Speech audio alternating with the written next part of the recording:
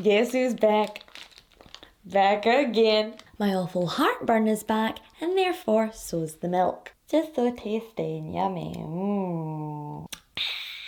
Hey there guys, my name's Megan if you're new here, and if not, welcome back for episode 35 of Killer Weekend. Each week we'll discuss a true crime case, and you guys can feel free to leave your thoughts in the comments box below. Sorry mum and dad, I feel like that was a little bit gyrate-y, wee bit X-rated. If you like all things true crime, UFO, conspiracy theory and all that good stuff in between, then please hit that subscribe button, and I'll be here for you every Friday with our true crime killer weekends, and on and off every couple of Wednesdays with our Weirdo Wednesdays, where I'll discuss something spooky I've heard. If you're feeling extra fancy, I do apologise for that bad English accent, not sure what that was, then please hit that notification bell so you don't miss any of those exciting upcoming episodes. So lads, ladettes, chaps, chapettes, here we are on another glorious Friday. How are y'all doing? Do bear in mind that if you're still alive, then you're doing better than some people. As always, a massive big amount of love to all of you who tune in. I appreciate you, I love you.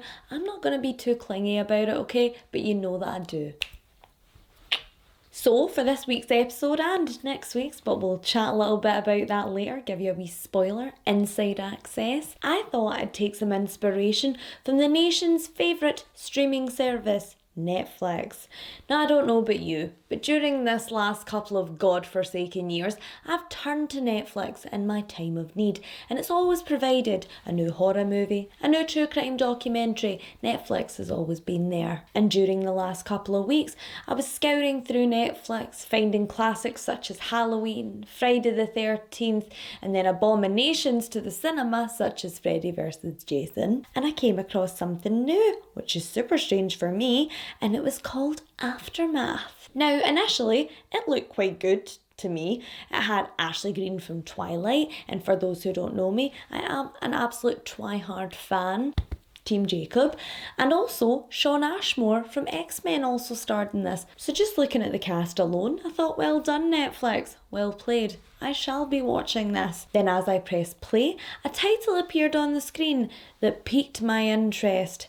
Based on a true story. Now, if you're a true crime girl or guy out there, then you will also know the joy that this brings, because usually based on a true story means based on a true crime. As I started watching and I seen Ashley and Shawn portray a charming young couple starting off their lives only to have it thwarted by a masked stalker-esque assailant, I wondered to myself, how much of this is Hollywood glamour and how much actually happened behind the camera? And guys, it didn't disappoint. It was just as terrifying. So everyone, tonight we will be discussing the home invasion of Jerry Rice and Janice Ruhter, the true story behind Netflix's new horror movie, Aftermath.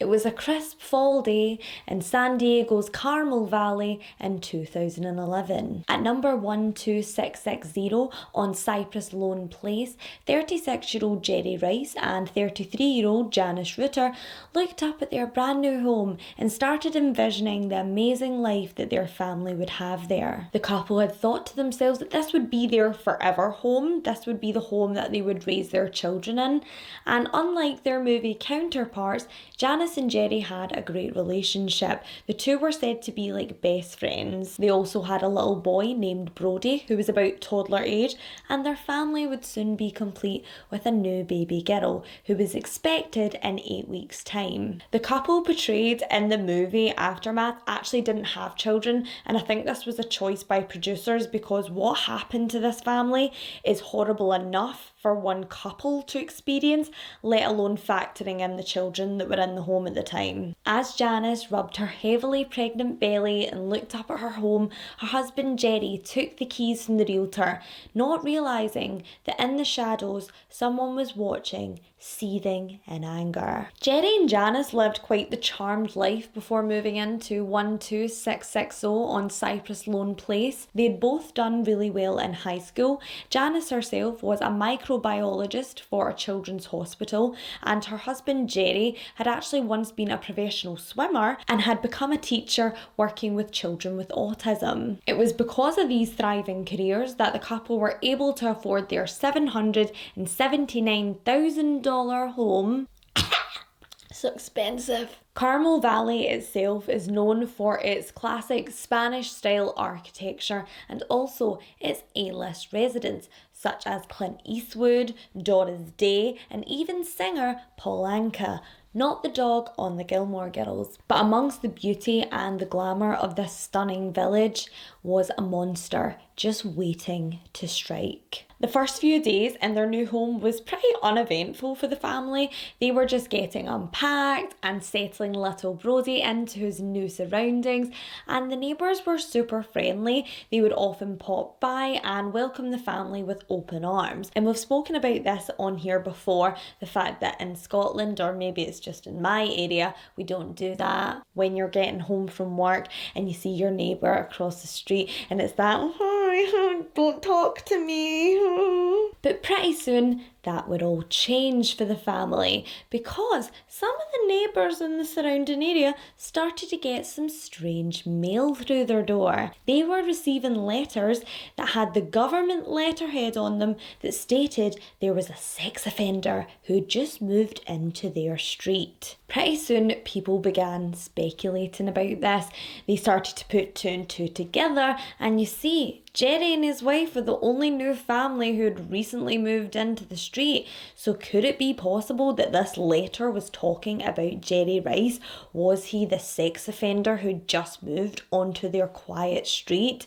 A lot of people were severely unhappy about this, being a neighbourhood that was filled with a lot of young families. Obviously, if any of these busybodies had taken 2 seconds out of their day to investigate these claims, they would have realised that Jerry couldn't be a sex offender because he was working with children. But you know what it's like, rumours spread like small fires. When word got out about this, Jerry dismissed these rumours to his new neighbours. He worked in a school. What kind of school would hire a sex offender? Actually though, mine did, twice, but that's a story for another day. Anywho, as the rumours started to blow over, the family thought they would forget about the nasty letters and move on.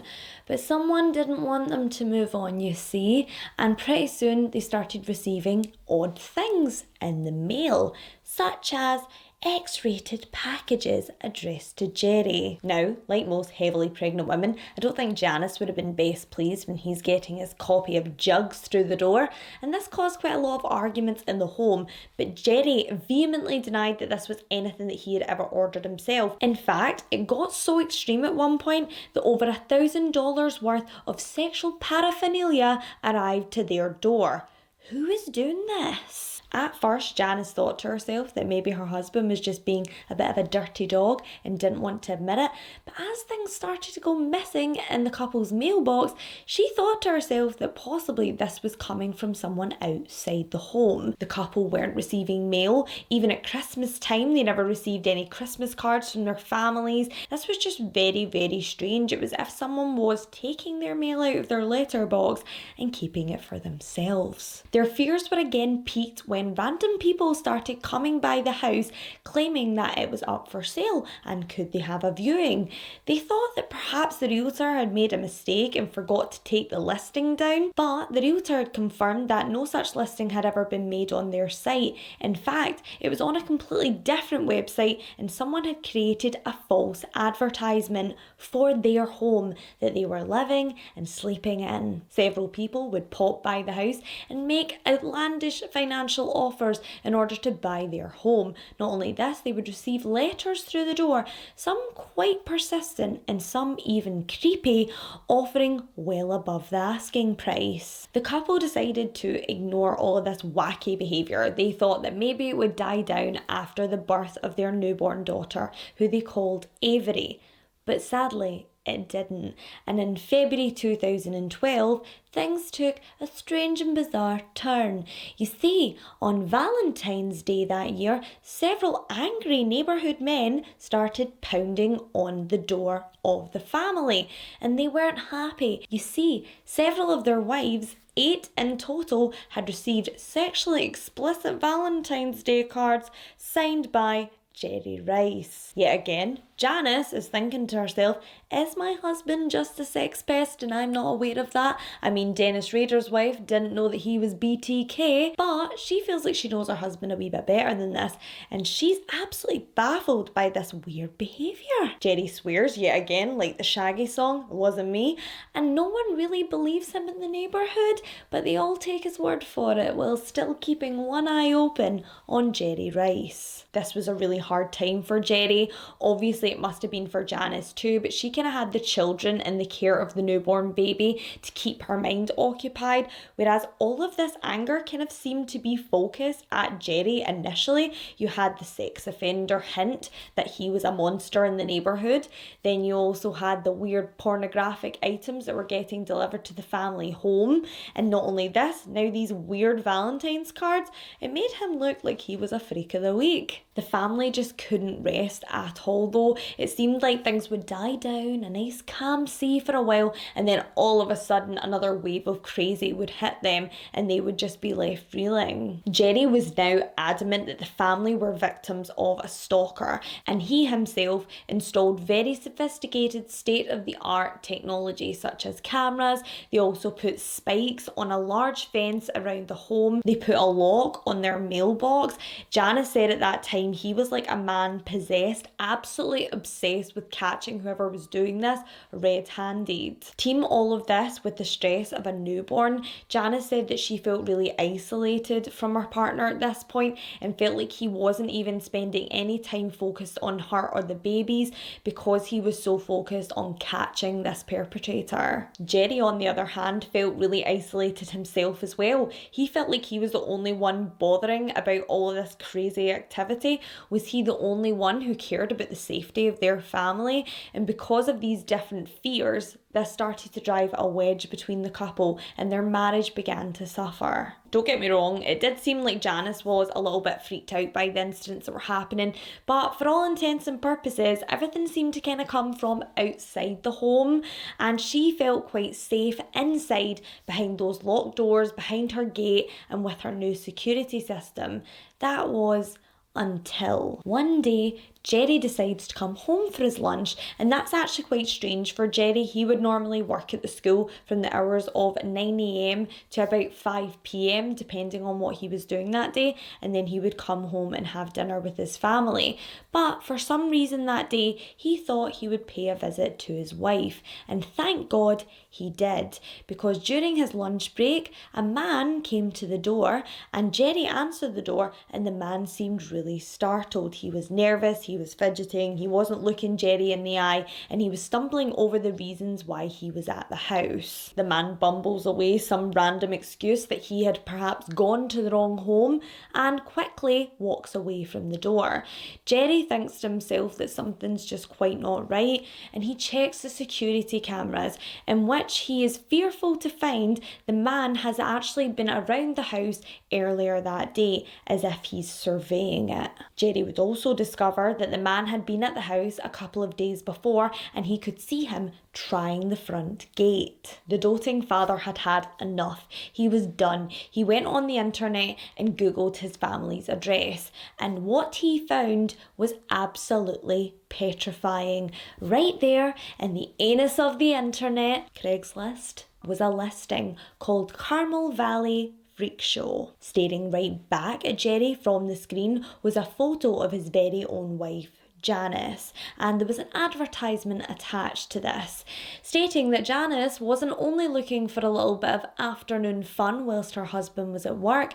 No, it stated she was looking for something much more sinister. The ad claimed that Janice was a bored and lonely housewife and she needed some attention, some special attention.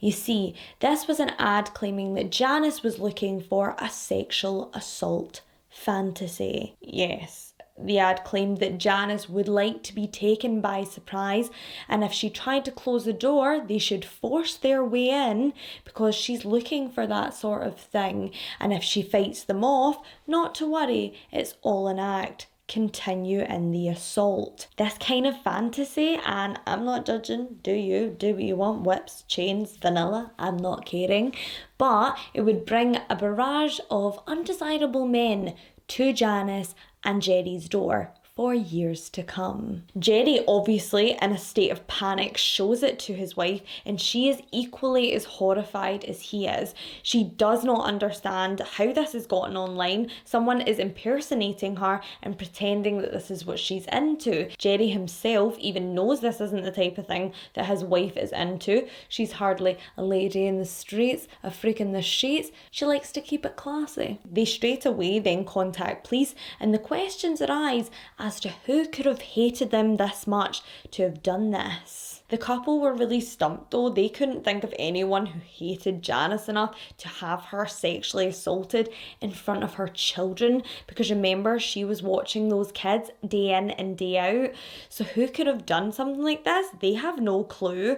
When police start to look into the IP addresses of the online home listing for the house and also for this Craigslist listing, they come across the same person, a woman named Kathy Rowe. Kathy Rowe herself had been having quite a couple of rocky years in the lead up to these incidents.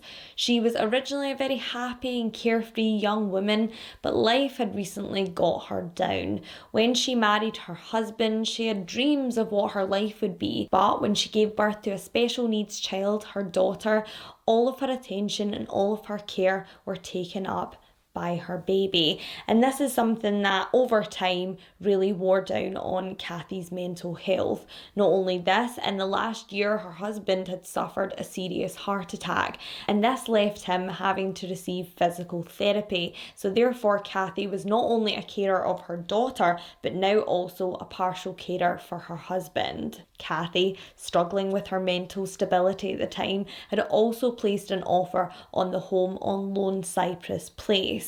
She said that this was her dream house. It had everything that she needed. It was a one-level home, which would be great for her daughter's wheelchair. She wouldn't have to continuously drag her up and down stairs like she was doing at that time.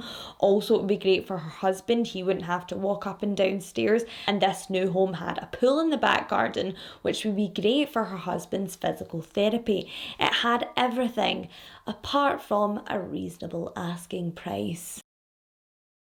Kathy had put in an offer, but it wasn't big enough for the family who had previously owned the house, and they lost it to Janice and Jerry Ruhter. Upon being arrested and subsequently interviewed, Kathy would claim that the disappointment in losing the home had led to her unrelenting stalking of the family. But after more in-depth investigation, it would seem that Kathy's motives were far darker than just petty retaliation. When one man who was turned away at the door by Janice's husband, remember him? Lovely.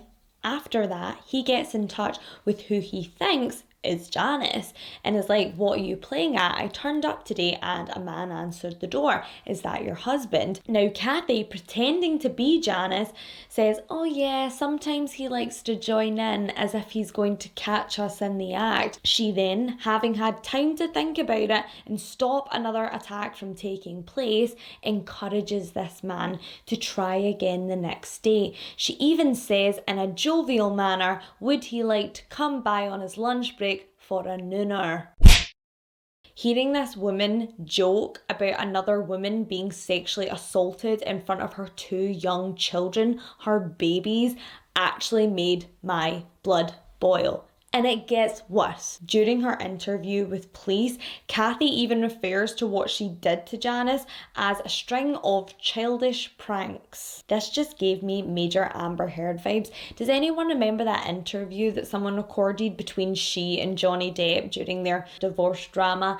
And Johnny accuses Amber of defecating in their bed. Johnny Depp claims that his maid came home and found a poop in their bed. Amber, hitting right back as if this is absolutely normal behaviour for a loving husband and wife, says, "It was a prank, Johnny. I'm sorry, me and my fiancé play pranks on each other on occasion, but we have never shat in each other's beds." The dog has. But it did seem that Kathy Rowe was just as unhinged, if not more so, than Amber herself, because there was another few connections that would link her to the Rice family. Remember those letters the family started receiving way back when their house was relisted online as for sale? Well, yes, 2 of those letters were signed by none other than Kathy herself. When investigators then showed a photograph of Kathy to Janice and Jerry, things started to click into place in the worst way possible, because this wasn't the first time Janice had seen this face.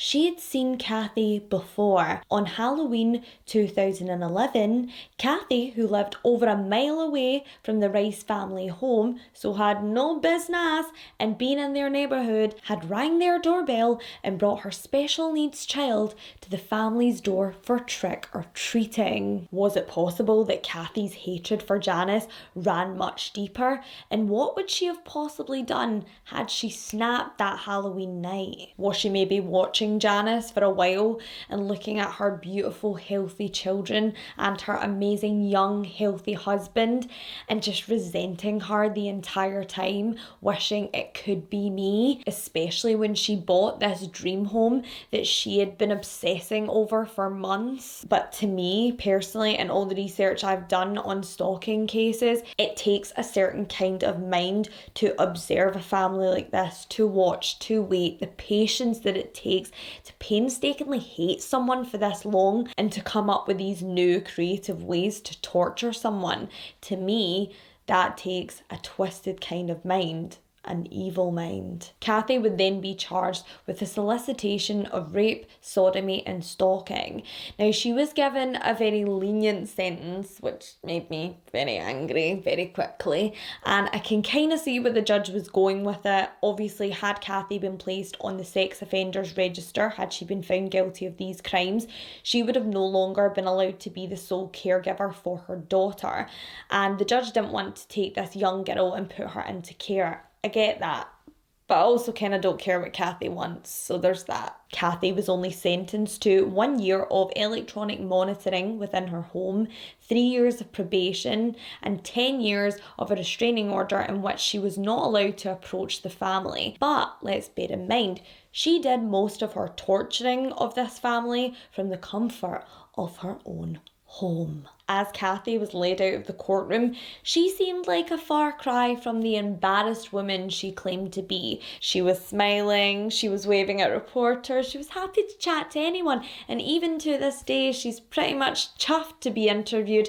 by anyone who'll ask her. The Rice family, on the other hand, will be forever traumatised and changed by the events that happened in 2011. The family are still wary of anyone unfamiliar around their home or their neighbourhood, in the fear that something could yet again trigger Kathy's instability and she could strike again. Because of these worries, the family upped their security system once again, and the couple takes self-defence classes twice a week, just to make sure that if anyone ever did get in their home, they wouldn't be getting out alive. Janice would later say in interviews that she and her husband often change up their weekly routine now so that someone like Kathy wouldn't find it so easy to prey on them. Of course, they have been affected emotionally by the events that took place over those horrific couple of years, and they've been taking part in couples counselling, trying to rebuild the trust that Kathy destroyed. And coming back again to the movie, beyond the glitz and the gore, there's only a couple of similarities between what actually happened and the Hollywood adaptation. I won't ruin it for you, but I do suggest that if you watch it with a person and possibly a weapon. When I was reading over this case, I was almost waiting for that horror moment for someone to get into that house and attack Janice and God knows what else. I also believe that had Kathy Rowe not been stopped when she was, Janice Ruhter probably wouldn't be here today to raise her children. What did you guys think of this week's episode? If you liked it, please give it that big thumbs up. It really does help me and my channel. Have any of you guys ever had a creepy neighbour? Tell me, I want to know. I'm weird like that. If it's your first time here, feels like the first time, yeah, and my disgusting singing hasn't put you off, then please hit that subscribe button. I'll be here for you every Friday with our True Crime Killer weekends, and on and off every couple of Wednesdays with our Weirdo Wednesdays. I hope you're all doing well, hope you're thriving. Any plans for this weekend? Tell me, I want to live vicariously through you because my fiancé is self-isolating this week. As always, at the end of every episode, I just want you all to know how much I really appreciate you taking time out of your busy schedule to view my videos. It means so much to me that my mum's not the only one who watches me now, so yay! Please guys, lock your doors, don't talk to strangers, and don't cruise for casual hookups on Craigslist. Tinder is free. Unofficial ambassador of Tinder because that's where I met my fiance. See ya! Please subscribe. Please.